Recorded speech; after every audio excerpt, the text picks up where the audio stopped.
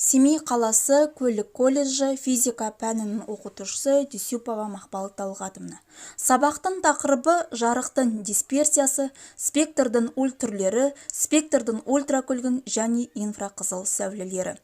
Сабақтың мақсаты Ньютонның негізгі тәжірибесімен таныстырып, дисперсия құбылысын түсіндіру, студенттерге ақ жарықтың спектрге жүктелуі және алынған түстері, ультракүлгін және инфрақызыл бөліктер жөнінде ұғымды қалыптастыру. Жаңа сабақ. Жарық дисперсиясы құбылысын ағылшын ғалымы Исаак Ньютон ашқан. 1666 жылы Ньютон өз тәжірибесінде параллель ақ жарық шоғы үш қырлы шыны призманың бүйір қырына түсірген.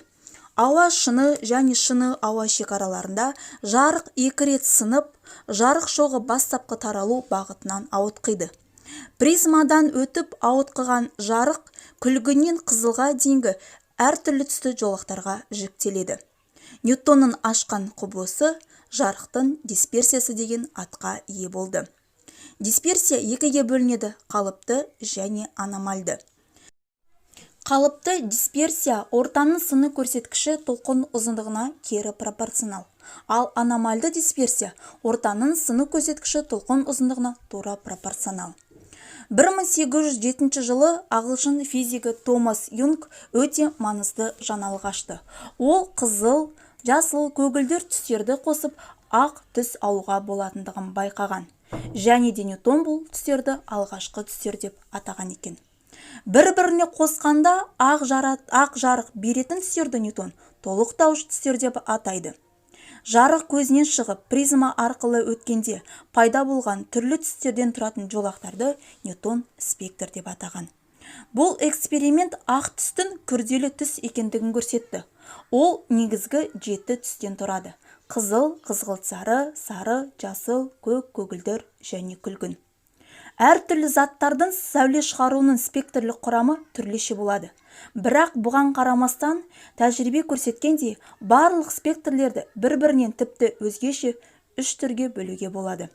Ол үзіліссіз спектр, сызықтық спектр және жолақ спектр. Үзіліссіз спектрлер олар көбінесе күн сәулелерінен алынады. Бұл спектрлерде барлық толқын ұзындықтары бар деген сөз.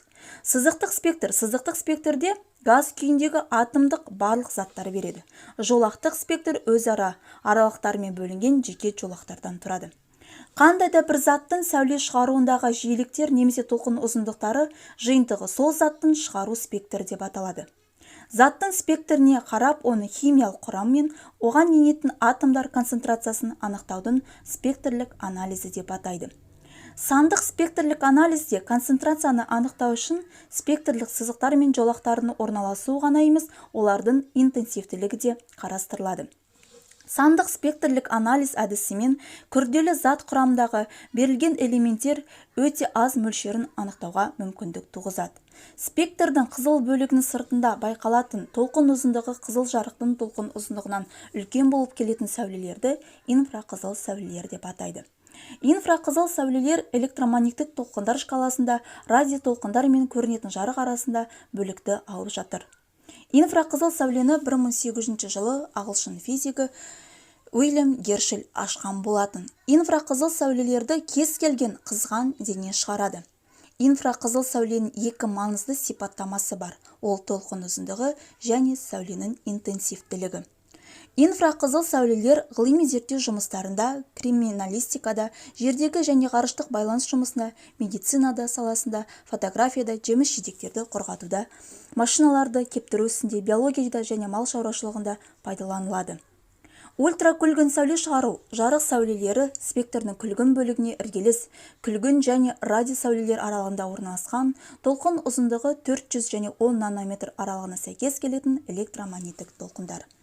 Инфрақызыл сәуленің анықталғаннан кейін неміс физигі Йоганн Вильгельм Риттер спектрдің қасындағы күлгін түстен толқын ұзындығы қысқа сәулені зерттеуді бастаған.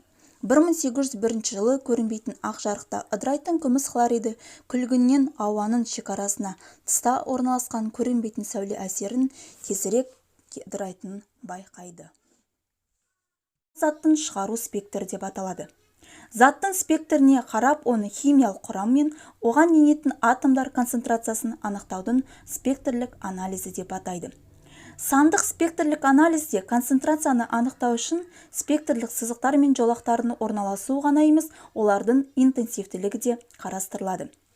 Сандық спектрлік анализ әдісімен күрделі зат құрамындағы берілген элементтер өте аз мөлшерін анықтауға мүмкіндік туғызады. Спектрдің қызыл бөлігінің сыртында байқалатын толқын ұзындығы қызыл жарықтың толқын ұзындығынан үлкен болып келетін сәулелерді инфрақызыл сәулелер деп атайды. Инфрақызыл сәулелер электромагниттік толқындар шкаласында радиотолқындар мен көрінетін жарық арасында бөлікті алып жатыр. Инфрақызыл сәулені 1800 жылы ағылшын физигі Уильям Гершель ашқан болатын. Инфрақызыл сәулелерді кез келген қызған дене шығарады. Инфрақызыл сәуленің екі маңызды сипаттамасы бар. Ол толқын ұзындығы және сәуленің интенсивтілігі. Инфрақызыл сәулелер ғылыми зерттеу жұмыстарында, криминалистикада, жердегі және ғарыштық байланыс жұмысында, медицинада саласында, фотографияда, жеміс-жидектерді қорғатуда, машиналарды кептіру ісінде, биологияда және мал шаруашылығында пайдаланылады. Ультракүлгін сәуле шығару жарық сәулелері спектрдің күлгін бөлігіне іргелес, күлгін және радио сәулелер аралығында орналасқан, толқын ұзындығы 400 және 10 нанометр аралығына сәйкес келетін электромагниттік толқындар. Инфрақызыл сәуленің анықталғаннан кейін неміс физигі Йоганн Вильгельм Риттер спектрдің қасындағы күлгін түстен толқын ұзындығы қысқа сәулені зерттеуді бастаған.